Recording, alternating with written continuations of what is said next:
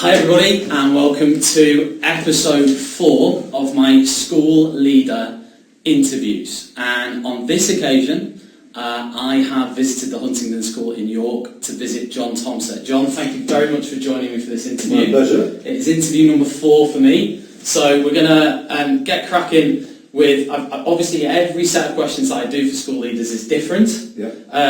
But some of them are the same. So the first question I've asked every head teacher I've interviewed so far is, what's the first thing that you grab in the morning? Yeah, well, it's my alarm clock, because I don't really sleep much beyond 3:30 nowadays. 3:30? Yeah, so I think it's getting an old thing. I'm not stressed, it's just getting old. And then I'll just slumber after that. But 3:30, if I sleep beyond 3:30, I'd be happy. So what's your routine after 3:30? Do you get out? I try and stay in bed as long as I can, and if I think I just get up then, let the cat out, do stuff, potter around. And then what time do you leave for work? Well, I've left by 7 for work, 6:45, 7 o'clock. Yeah. Yeah. And what time do you go to bed? Oh no, yeah, about 11 o'clock. So you're like a Margaret Thatcher. There's like the 4 hours. The only similarity there is between me and Margaret Thatcher. Although she did inspire me to go into teaching, and you can work out why if you want to. I would like to know why. How's she done that? Work it out. Oh, like 18 years. Trying to stop. Yeah. Okay, yeah. Let's not go there with the political. No, not at all. And I was going to ask you a question again. These are more short questions to start with, but who is the biggest inspiration in your life? Well, when I think about who that must be in the end, it has to be Seamus Heaney, because when I tried to be a golf pro, gave up studies at 16, came back to studies at 18. I'm essentially a mathematician and a scientist. Came back to my A-levels. I had maths. I took maths because I could do maths. I took economics because you didn't need the O-level in those days. Yeah. And then I was looking for a third and was scrabbling around and took English. Marion Green, my teacher, introduced me to Seamus Heaney. He was on the spec, and I became an English teacher.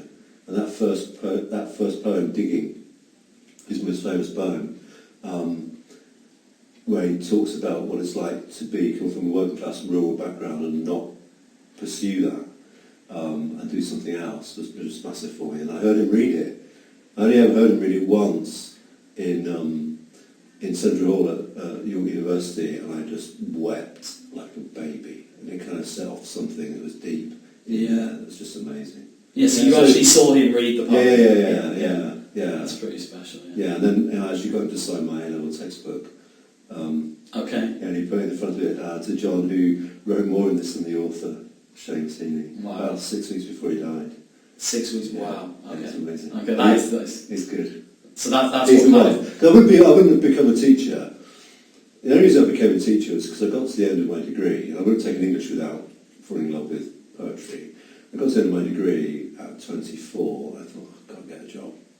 I'd really like to talk about English with interesting people and get paid for it. Yeah. That's what I didn't have some kind of crusading zeal like I have now about teaching and why I'm ahead, but then it was like, that's it. Yeah, it was pretty simple, yeah. That's interesting, that's really interesting. What do you think it is? Because obviously, how long have you been a head teacher for now? This is my 17th year. 17th year.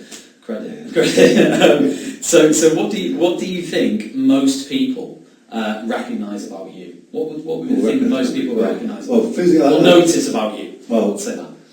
A lot. Anne-Marie in the office said I sigh a lot when I'm doing photocopying. I go, it's it's not an affectation, just do. And when I'm happy, I go, I puff a lot. I do tunes in my head. So that's what. Does it work? But I don't even know I'm doing it most of the time. Okay. So that's what I do when I'm happy. So that's what people would notice about me. Yeah. Physically. Okay. And what is it? Hopefully this answer is going to be different. But what is it that you hope people recognise or notice about you? What I'd love it if they noticed, because this is true. And I've got up, when I get up at ridiculous hours, I've always worn double cuff shirts. There's never been a day as a head where I've not worn a double cuff shirt. So I've always worn cufflinks. Okay. Every day for 17 years in the job. Every day you've worn cufflinks? I've worn double cuff shirts, yeah. And no one's noticed? No one's noticed. Right, okay, lovely. As trivial as that. Thank you. You're doing very well with these questions here, John. What is your biggest weakness or your fatal flaw? And I don't do any of that. My weakness is actually some strength. Strength. I don't do that. I'm a dreadful procrastinator, and I just, I drive Paula, who's the SLT's PA, completely mad, because she'll say, like, we can get that piece of work done ready for Thursday, and it's a Monday. I said, no, it's loads of time yet. So it'll be, I'll be running around on Thursday morning saying, can we have this, can we have that? We could have done it days ago. I'm just hopeless at that. So I need leave things to last a minute. deadline, I need that pressure, and then I can just drive on. But I'm rubbish. So, I preach loads to students about planning your work and everything. Yeah, interesting. And what do you think your biggest strength is? I think a lot. If I live by that strap line. There's nothing either good or bad, but thinking makes us so, by Hamlet. So I do think. I think a lot about mental health. I do think I'm really good at compartmentalising, keeping things in perspective. How bad is it going to be in 1 day, 10 days, 1 month, 3 months, 10 months, a year, 2 years? Actually, there's nothing that bad. Nothing ever happens that bad. And so I think I'm like, But to do that, do you think you need to almost, and this would apply, I think, to any leader in any environment, be able to kind of cut off from what other people think, or? Yeah, well, I think I love Frankel's Man's Search for Meaning, which I've come to recently. I've read that. But with that book, with his logotherapy, I think what I read there was actually how I've lived my life and not realised it. So I've always been able to take on responsibility and not get flustered about it. Always been a captain of the team. Always, I was captain of the junior team at football, senior team at football, Sussex under-23, Sussex under-18s at golf. Always not concerned about taking on that responsibility, because actually what's the worst that can happen? And I think a lot of that comes from being a literature student. I talk a lot about when my dad died when I was at university in the second term, when we were studying Chaucer. There's a brilliant poem by Chaucer called Troilus and Cressade, and Cressade is captured by Troilus' enemy, and Troilus tries to get her back, and at the end he's slain by this enemy, and his spirit floats off to heaven and looks down on little spot earth, and laughs at all our false felicities and woes. People getting upset about stuff that actually isn't very important. That doesn't matter. So I've always been quite good at having that helicopter view, and I think when my dad died when I was 20 at university, the worst thing in my life had happened at that point, and it couldn't get any worse until Joe when I was 32. So for 12 years, the worst thing had happened, and those 12 years were pretty formative years as you go through your 20s, and actually nothing's that bad. And I'm pretty good at managing that, really. Yes. So you almost think that tragedy kind of actually helped you as a teacher and head teacher. And I know that's a horrible thing to say, but as a human being, as a human being, because bad always comes from good. Good always comes from bad. When things have happened, you can always take the good out of it, and there's a lot of good that came out of that, ironically. Yeah.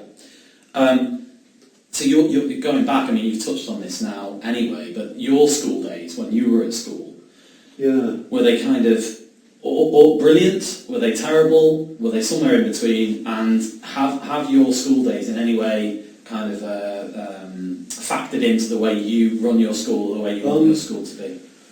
Well, primary school, we lived in a house called, it was the bottom council house of 6, called Six School Hill, right? So the school was at the top of the hill. Yeah. And there were six council houses that went down from it. Right. And I was really good mates with the head teacher's son. head teacher, Peter Britton, classical music fanatic. His son was called Benjamin Britton.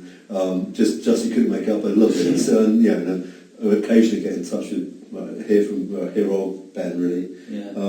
And they were great days. You kind of didn't realise what you grew up in or who you were. You just got on. And it was really interesting. In 1975 I started secondary school. And secondary school was just down the road, up for a comprehensive school, a bog standard comprehensive in the mid-70s. Yeah.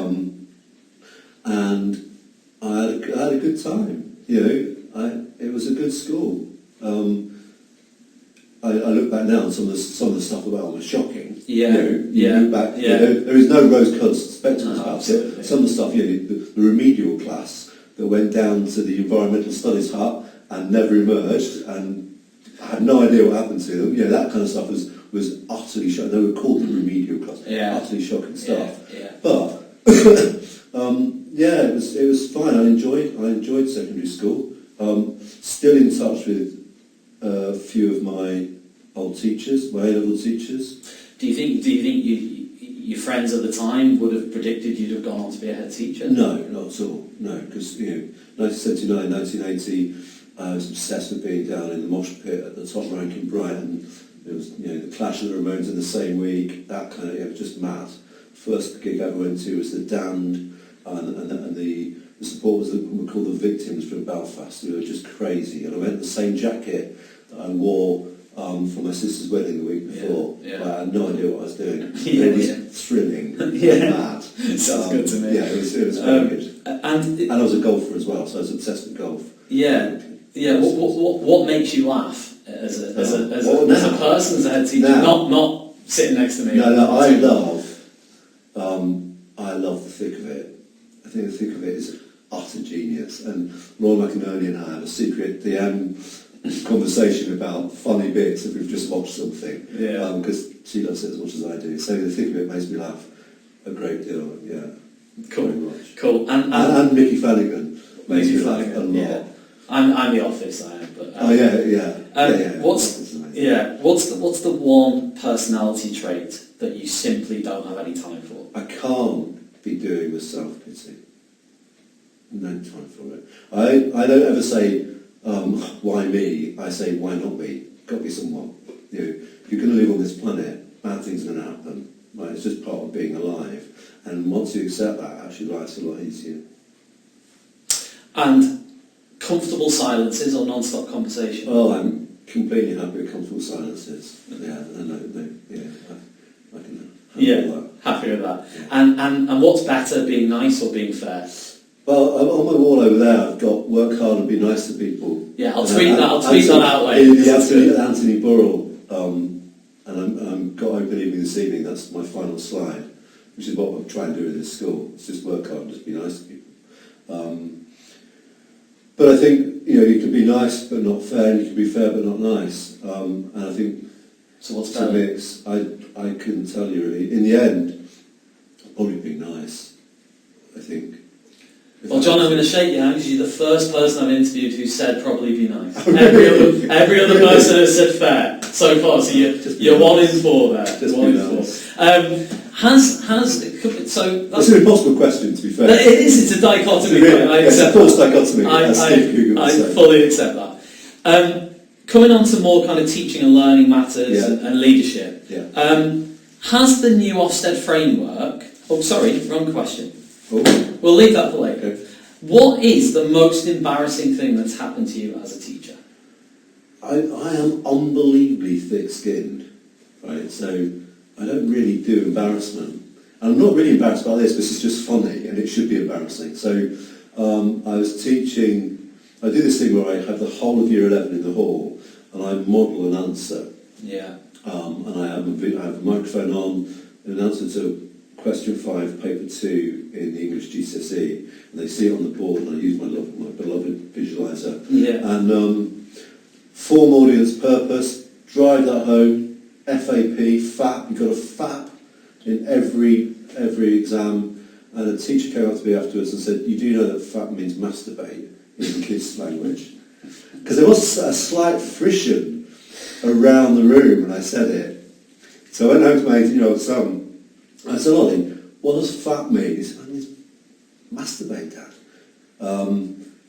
So he confirmed it for me. So when I did the final year 11 assembly, and I put up a picture of Homer going, "Oh!" I said, look, we all make mistakes in life, and I just held the pause. I said, I didn't know what fat meant. And then the whole year 11 just roared with laughter, because clearly they had done. So it wasn't really embarrassing, but it could have been if you weren't as thick-skinned as me. Yeah. Okay, and what do you, I suppose on a slightly more serious note, what do you think is the hardest thing about being a teacher, especially now? I think it's just resilience. I have the greatest admiration for people teaching 22, 23 periods out of 25 a week, right? Day in, 5-period day, bang, bang, bang. You're like being on stage for 5 hours, and then another 5 hours the next day. I think people who've never done it have no idea what that's like.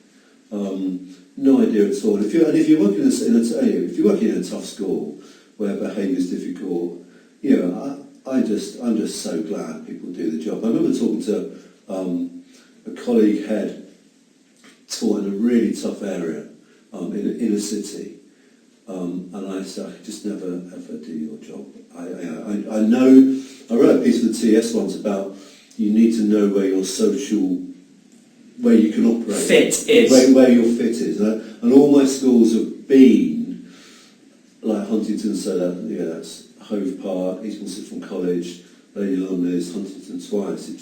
They've been relatively similar places. I'm good at getting a lot out of places that might be slightly comfortable and could be driven on a bit. That's really interesting. I couldn't go in. I don't. But how do you, as a leader, say you're I don't know, looking at moving or looking at a school? How is there any sign that you can have as to this could be a fit for me? Well, I think when if you're going to be a leader in a school, I think you've got to be utterly yourself. I think that's massively important, because if you go along desperate for the job and you kind of second guess people on the interview panel and say what you think they want you to say to get the job, but it's not you, you'll be utterly miserable, right? And it will just be awful. Agreed. And you mustn't do that. You've got to find a place where you feel utterly comfortable and you're yourself. Do you think the younger you are? Do you think the younger you are, though, the easier it is to fall into that trap? Oh, massively. And people are hungry and young and want a job and want promotion, and just slow down. I mean, I was ahead at 38, and this is my 17th year as ahead. So it was young then, because it's 17 years. It's not so young now, but then it was really young. The 50 odd schools in North Yorkshire, I was the youngest secondary head, and that was. I just think that was too early. I was way too young. And it's because there's no jobs beyond it other than being the CEO, and I have no desire to be a CEO or anything. I still want to teach and do that job. Yeah. On the ground. I mean, you don't have to answer this, but what do you think it was going back to that time at 36, 37, 38 that propelled you through into that position so young? What were the traits? What were the things? That's what it is. Because I was after 3.5 years, I was 3.5 years I was appointed as director of sixth form at a secondary school, and then after 8 years I was appointed deputy, and then another 5 years in the head. So it's always been a progression. There's never been. I've never been. This sounds ridiculous for people, but it's true. I've never been ambitious at all. I'm just interested in doing jobs. I'm never worried about taking on responsibility. So I've never got anxious about going up the ladder. But it's just interesting work. I just like being interested. That makes sense. And what obviously you've got all that experience. So what does genuine, authentic teacher wellbeing mean to you now? What is that, and what does that look like?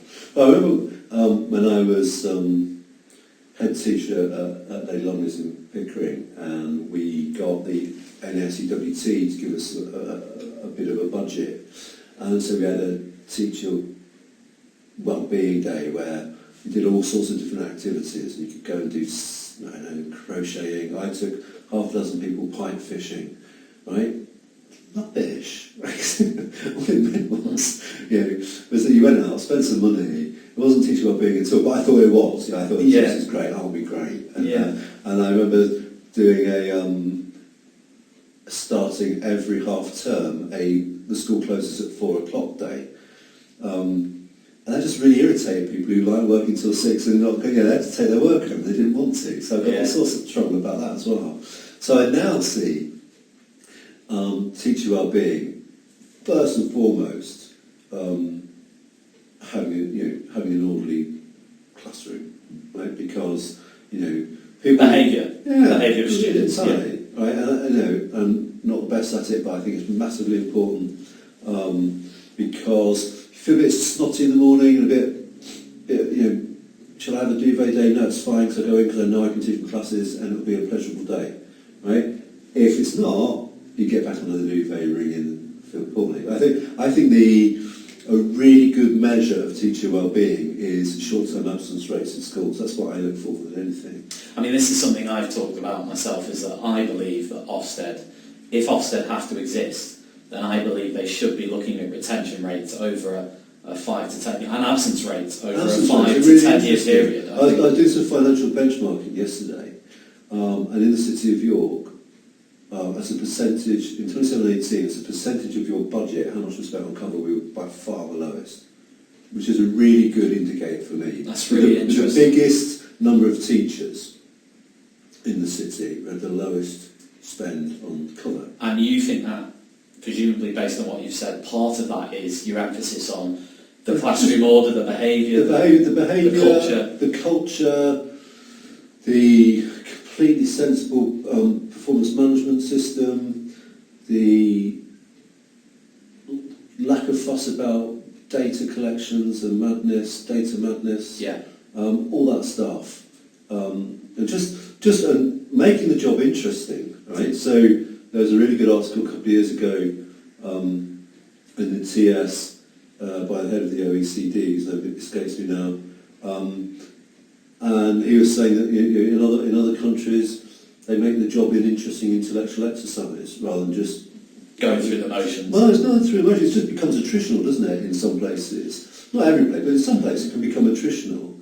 I've got a colleague who was here a few years ago in the senior team, has just emailed me to say, can I come back because I'm losing my mind, I'm thinking that I'm wrong and everybody else is right, but I want to come back and remind myself about what you do at Huntingdon, because where I'm working is just completely mad. And I know maybe there's too much that still goes on. Absolutely. I mean, do you feel that, for example, in the example of your colleague there, or former colleague, whoever it is, do you think that stories like that, for example, in other professions, I don't know, law, health, whatever, there's a kind of whistleblowing culture, if you like, that exists, where somebody would be actively... I don't know. I'd be guessing. I don't know. Yeah. I'm not interested in talking about that. Yeah, no problem. What was your worst day as a head teacher? I don't know, there was one where a girl got knocked down and killed on her she was 13, on her, she was doing a paper round in the middle of North Yorkshire in November, after school, so it was dark. Yeah. Got knocked down and killed, and she was a looked after child. And her funeral, I spoke at her funeral, and it was an unbelievably crisp November day in this tiny church, in this tiny village in North Yorkshire, kind of weirdly, almost like idyllic setting for anything but a funeral of a 13-year-old. Yeah. And I spoke at that, and in her memorial book, she was just one of those wild, but brilliant young people, and her mate wrote, "Who will dare us to be wild now?" which is just a beautifully lyrical line, which I read out at the funeral. Yeah. And that was pretty bitter. So she was a student in the school. The school, and then she, and then they carried her in the plot out the front of the church, and from the church into the graveyard, into the ground, and that was really rubbish. Yeah, I would imagine. Yeah. When moving from that, I suppose, into something slightly less emotional, but when you're hiring teachers, what is the perfect candidate for you? What are the traits of a perfect candidate? I always say that no one can come to work at Huntingdon if they don't accept the professional obligation to get better. So if you think you've got it taped, if you can't reflect on the lesson you taught in the morning and say, that was a bit of this, bit of that, bit of this, I think that's really, really important. Yeah. You've got to have, I think, like I was when the reason I went into teaching, because I was passionate about my subject. I think you've got to be really into your subject, and you've got to be an adult at all times with children. That programme to make mistakes is fine. Those difficult 13, 14, 15-year-old moments, they're pushing boundaries and finding out about things, aren't they? And you just got to be the grown-up and the adult in the room at all times. Yeah. I just like wisdom and maturity, and the best interviews are the ones that become conversations. You just have a chat about the issues. I like my favourite interview probably from popular culture would be Will Smith in Pursuit of Happiness. I don't know if you've seen the film. Okay, he's very honest. He's trying to be a Wall Street banker. Yeah. He basically goes in there and he basically he's just really honest. I think that for me, and they give him the job. It's become you just have conversations, don't you? Yeah. Okay, that's great. Moving on to kind of social media, because I know you're active on social media on Twitter. Two questions on this. Okay. Who is one teacher on Twitter whose story you admire and who may have inspired you or whose story you admire? I can't move, and this is probably a predictable answer, but I can't move beyond Tom Sherrington, actually. We met together on the 27th of October 2012. Tom blogged a post about his dad within a minute of me. They were both about our deceased fathers and both about stuff, and it was my dad. It would have been my dad's, I think, his 85th birthday at that point. My dad died when he was 57, and Tom's died when he was 37 in the Malaysian airline crash in 1976, and we kind of connected through that. Both posts went up almost the same time, and people were blind. It's amazing. But it was by coincidence. Completely. I didn't know him at all. Yeah. And then I went to in November, I went to the Festival of Education in London, and I'm waiting outside. I got there early, and this bloke standing there next to me. He walks up next to me, and I looked at him, and he looked at me, and we didn't know. I'd not seen the picture, and I said, "You're not Tom Sherrington, are you?" He said, "Yeah, I am." It was like really weird. So we've been really good mates ever since, and I think how Tom's intellect, I think, is just great. How he has developed himself after being battered. How he's come back from that and is just a brilliant source of inspiration for so many people globally now in education. I think is great. So his story, I think, is a lesson to us all. As Frankel says, 3 ways to find meaning in life: fall in love with someone, doing things, and coming back from utter disaster. And I think Tom does it for me. I think that answers that question pretty fully. And what does, again, moving back to kind of leadership, but what does, 2 questions on leadership. One is, what does good leadership mean to you? And the second one is, where do you think new leaders go wrong? Right. I think now, I've always been, since I started being head in 2003, a Michael Fullan acolyte. I just love Michael Fullan stuff. I read Leading in Culture of Change before I began at Lady Long, which was really helpful. His 6 secrets, I think, resonated for me because they were almost like reading what I thought. Again, a bit like Frankel, and I kind of like when that happens. And I like what Fuller says, that the best leadership is you measure leadership by the leadership you develop in others. And I think that's absolutely crucial. And I didn't always understand that, but I do now. And it's all about making sure that you get the people in your institution in the right places doing the right thing. It was interesting, Paula, the SLT's PA, is relatively new. She's been here just since the beginning of the term, and she said to me the other day, God, you've got an unbelievable team. They're absolutely on it, right? And that's key to me. And I think as long as you're really clear that you distribute, I always say, it's an Alma Harris line about delegation. You delegate, don't delegate tasks, you delegate responsibility and accountability, and then go on with it. And that's great, and that really, really works for me. So I think that's what leadership is. And I like this stuff, I like willful humility, the Collins line. I think understanding the humility of it. And I think also you get that from having the big helicopter picture, the Troilus and Crusade picture.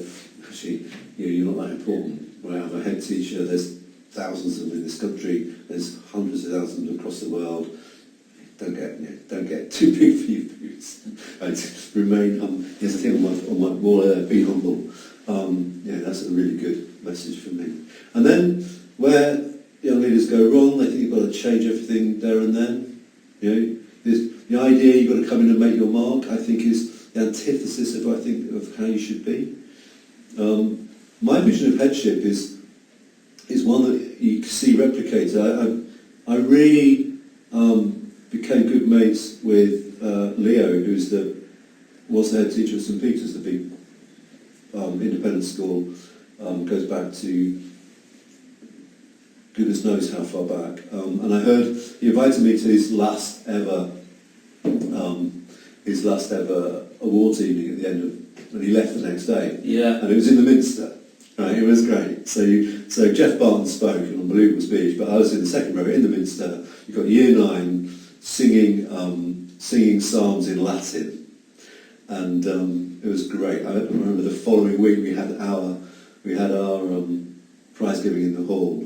We had a bit of bunting, which was great, and the guy Joe had done the video to show as people were coming in. And he'd chosen the tune, I'm staying up all night to get lucky. I said, you can't use that as the soundtrack to our video of the year. You just cannot do it. So it kind of gone from one thing to the other, but I loved being in our hall. But I was there with Leo, and talk about Leo, he did his talk saying, 3 of his predecessors were saints, and they literally were. Right? That's how long the place has been around. Right. So that vision of head teachers being a guardian of a set of values that you pass on is my ideal of being a head teacher. So you set a cultural norm. This is what this school is about. These are values that we have, and you just pass them on to your successor, right? Who should then pass them on to the next person. And that's what I think we've tried to do here. So our values of respect, honesty and kindness, which I drive through all the time, what whoever succeeds me will hopefully carry on. You don't have to come in and make your mark, whatever on earth that means. But some people think they have to do that. Some people do stuff too quickly. They don't take people with them. I think lots of stuff that Michael Gove did was actually 5, 6, 7 years on, actually right. Some of it was good, but he didn't take people with him. He didn't take people who needed to implement it really well with him, like the head teachers. You have to take people with you, and if you do stuff too quickly, that's great. And who has the hardest job in your school, or in any school, but particularly in yours? Who has the hardest job? I think the heads of maths and English are really tough jobs. I think they're really hard jobs. Because the accountability is, I was talking to someone the other day. I had my performance management review the other day, so I was laughing with someone because to be successful in my performance management review depends on all 112 teachers doing what they say they're going to do every day, and 1,500 students doing what they're going to do every day, and a whole load of parents saying, they're going to do what they do today. And that doesn't really worry me, to be honest. I can only do so much. But I think the accountability for heads of maths and English is massive, and science maybe, but maths and English.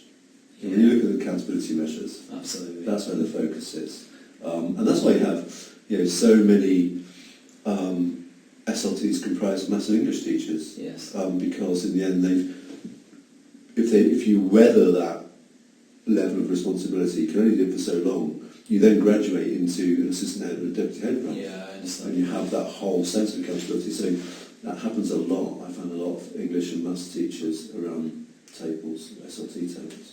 And last two questions. Yeah. What percentage of you in work is you? Yeah, there used to be on our sit from corner room wall, a great line by Gandhi, that happiness is when what you think and what you say and what you do are completely aligned. And so I'm the scroffiest person you can imagine outside of work, and I think the smartest inside. It's for them to judge. I've got for opening evening, I've got a new suit. So it's debuting tonight, my new suit. Okay. TK Maxx, obviously. It's a good one. So that's debuting tonight. But I think I spend so much time here. I'd hate to spend so much time here and not be who I am. And I think that's when I go back, something I said earlier about if you're going to be a head teacher and you lie, or a leader, and you kind of dissemble about who you really are just to get the job, you'll be miserable in it. So I'm lucky, I'm unbelievably lucky to have this job where I can be myself kind of most of the time. Yeah. I have to put on bits and bobs when you're doing serious stuff, but none of it's that serious really, even though I have to kind of perform. There's times when if I've got to do a difficult conversation with a student who's misbehaved, I'll often get the parent in and just have an adult conversation with the parent. This is what we're up to. Just so you know, so you're on my side. All I want is for your son and daughter to be here to the end of year 11. You help me and we can all do this together. It would be great. And they love that kind of honesty and just growing up necessarily. Yeah. Having an adult conversation. So that's what I try and do. So I'm kind of who I am. Yeah. All the time, which is just great. Which makes life easy. Yeah. Yeah. And this is my last question, and it's more a system question, I suppose. But Ofsted, keep, radically reform, or abolish?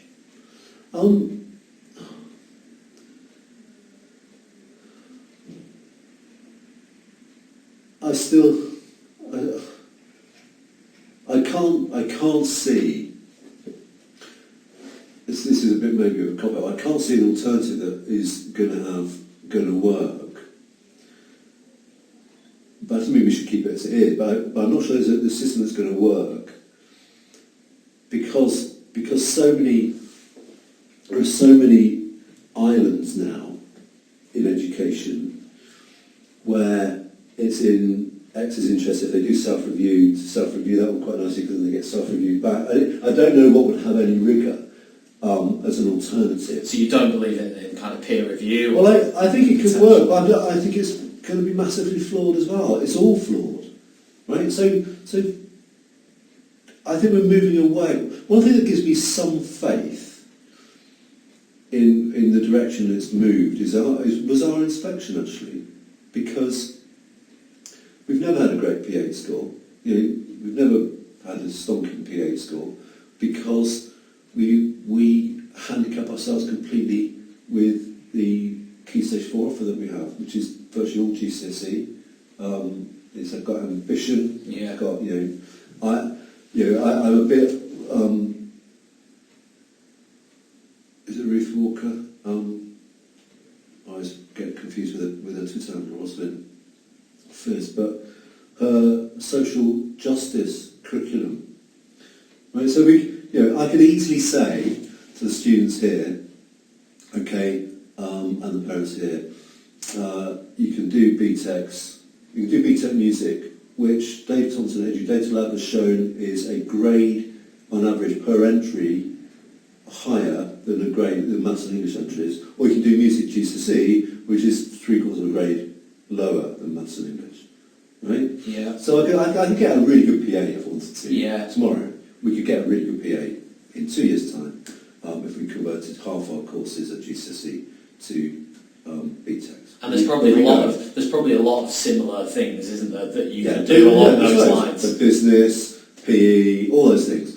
And we just don't do any of it, and never have done. So we never... I believe passionately that for all our students, we have a full socio-economic range in the school, complete range. For all our students, following to GCSE and modern language is part of being educated in this country in the 21st century. As the globe shrinks, despite what's happening around Brexit and stuff, a proper education, study GCSE in a modern language to 16, right? Yeah. It cripples your PA. I spoke to the DFE about it this summer. I said, look, find me a school which is 91% white British, which enters 85% of their cohort for GCSE and modern languages, and tell me one that's successful. And the guy said, there isn't any. Yeah. Right? So it's really impossible. You don't know. I don't know what. So I'm cool about. So what I liked about our inspection was they said, this is. Mansfield said in a speech to the ASC in January 2018, great to read Huntingdon School's report where an SLT doesn't chase performance table league points but has a curriculum that meets the aspirations of their pupils. That's what the report said. That's what she said in the speech. It says that in the report, and she said it, she cited us in a speech to the ASC in January 2018. That's great, right? So that's good because our data doesn't add up to this stonkily score. Yeah. But we've got our P8 score, our indicative P8 score for our disadvantaged students for EBAC this summer is plus 0.28, right? Which I think is kind of amazing because they take the full range. And but doesn't that therefore justify what she said? Yeah, absolutely, which is great. So what I'm going back to your question because it's a really rambling answer. If we had a system where you looked at the quality of education, you could do that rather than just rely on data, then I'd be delighted. Whether you can, it's rubbish about deep dives and stuff like this. Whether you can do that, I think it's really hard. I've got grades. I mean, Ofsted grades. I line manage. Modern languages, and I've got CSE grade 1 in German.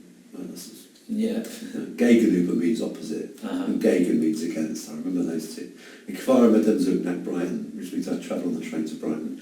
Right, it's about all I can remember. Yeah. So it's really hard to hold modern languages to account for standards in modern languages, but I can't tell if that's the right standard. So I think the new system's completely flawed as well. So I think if you could make it supportive, if you could make it diagnostic and supportive, that would be great.